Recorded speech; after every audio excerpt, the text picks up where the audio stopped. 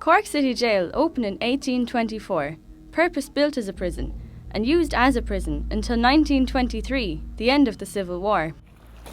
In the early years, it was a mixed prison for men, women, and even children, but from 1878, it was for females only. It has a very long reputation for being haunted. If a prisoner was hanged inside the jail, they were buried in unconsecrated ground in lime. We don't exactly know where the area is, because the lime burnt everything, including bones, so there was no remains. If a prisoner died of natural causes in the jail, their family was invited to take them away, but due to the poverty at the time, this didn't often happen, and they were also buried in the lime.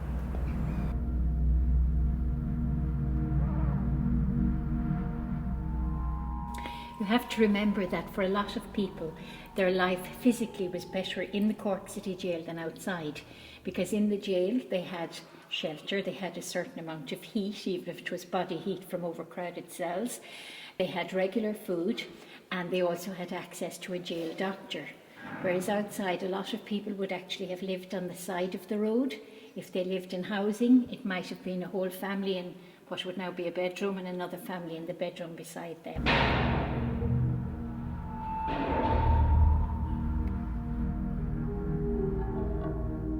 We have had sightings of a woman we call Olive, and we call her that because she wore an olive green shawl, and she used to appear on a fairly regular basis until we had masses said and prayers said, and she seemed to have gone on her way.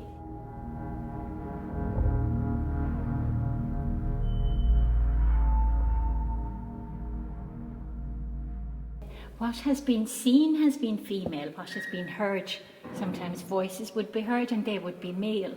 I don't know the significance of that. And anything that has been felt has obviously been children. You know, like a child tugging a mother to say, come on, move along, if the mother was chatting or something. And certainly anything new, anything electrical that's introduced to the jail, it's always investigated by somebody or something.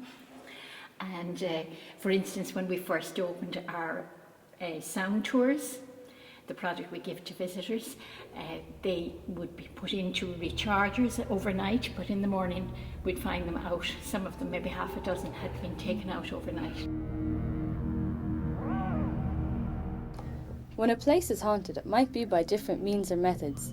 It might be by odd sounds, cold patches in a room, people getting extra figures in their photographs, or it might even be by a physical apparition. But if you experience any of these, would you believe there is more to it than an open window?